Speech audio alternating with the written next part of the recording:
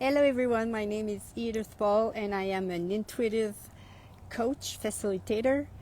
I want to talk to you about an experience that I just had today, and it's like, wow, it's amazing. When we're ready to receive the consciousness of everything, and I will tell you the story today about my car.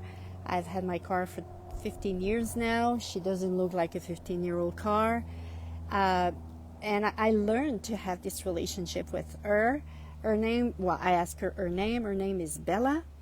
And over the years, I had these wonderful, incredible stories with this car. I was like, it's just the fruit of my imagination or what? But it was not, because I could not even imagine this, whatever she told me. So this story begins about a month ago, where I am on the front porch on the other side of the apartment, and Bella attracts my attention, and I said, "What is it, Bella?" She said, "I want a new bumper, from front bumper."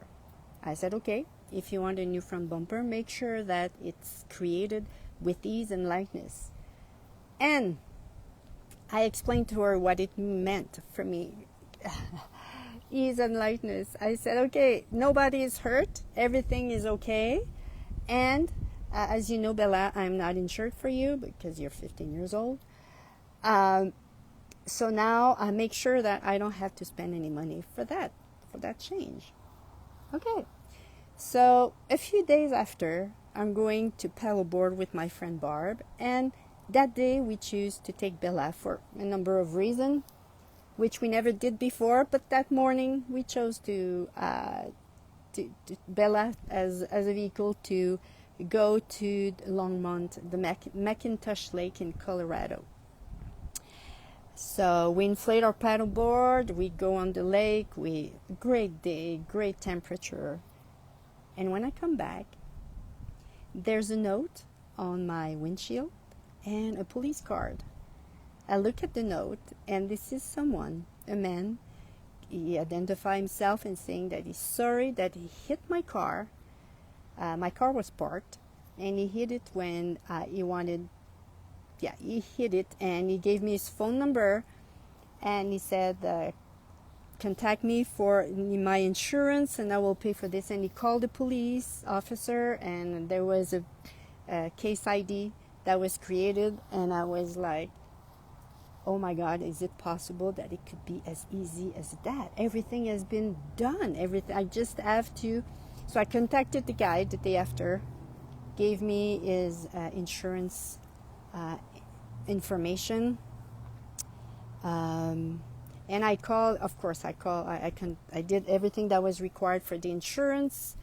They called me back, and they asked, where do you want to have the repair done? And I remember in my head was like, is that possible? Is it possible that it could be so easy to have that? And I said, why? Why can I accept this kind of ease in my life? Because I asked for that again and again and again. So I asked Bella, where do you want to go? She said, I want to go there. I said, okay. So I called the person back, phoned the person back, and I said, I want to go there. And I say that to a person who worked in a body shop. And he looked at Bella, he said, they're probably just going to put some bundle on it. And so when he told me that, I began doubting about what I received from Bella. I said, what if she just told me that she will have an accident, and then she will just, she just want to be fixed, repaired. So the day after, I sat outside and I still asked Bella, do you want to have a new bumper, or do you want just your bumper to be fixed? Because there's a scratch on the passenger side on the front bumper. So I said, maybe she just wants to be fixed. She said, no, I want a new bumper.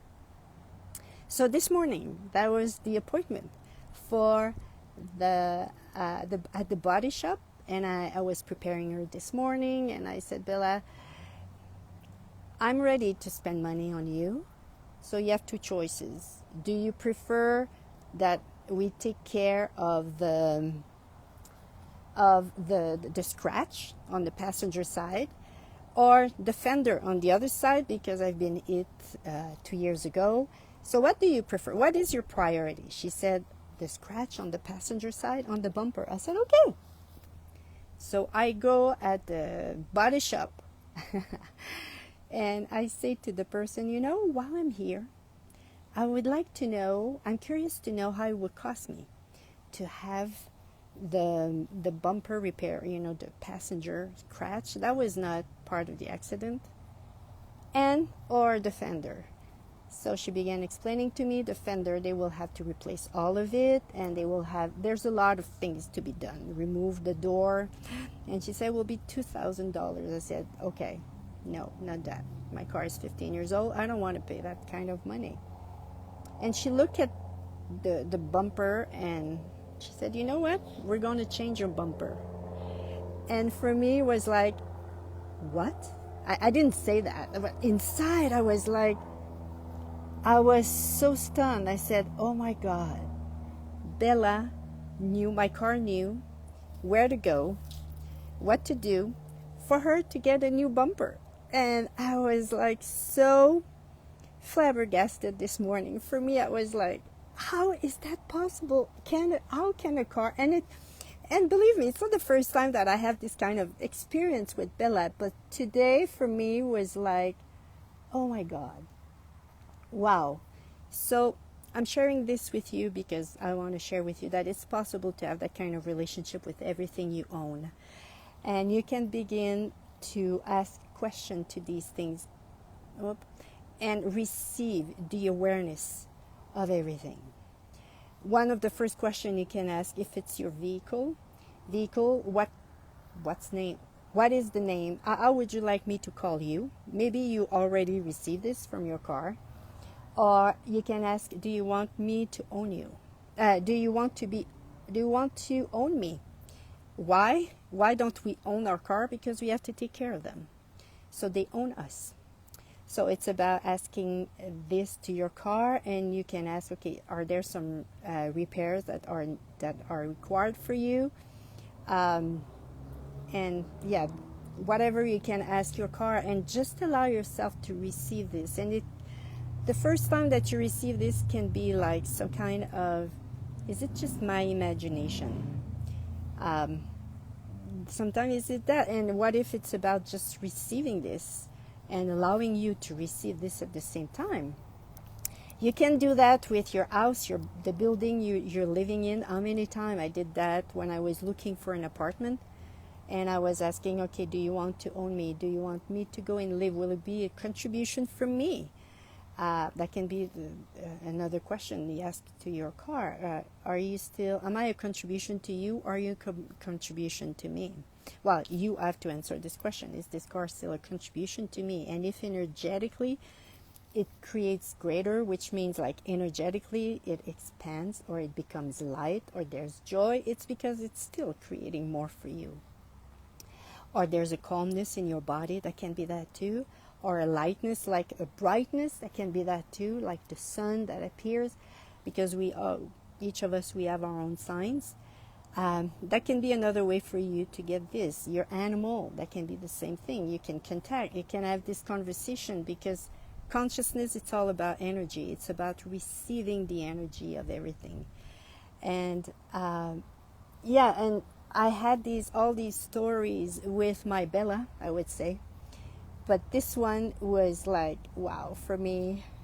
Is that possible? In this world of logical, it's not logical. And I'm sure that if you listen to me, you will say, yeah, maybe not. Or maybe it will be a confirmation for you. Wow, I knew it exists. I knew it's something that is possible, to be in communion with everything and receive from everything. So that's what I wanted to share with you, a possibility that is possible for you to live in your life with everything that is around you.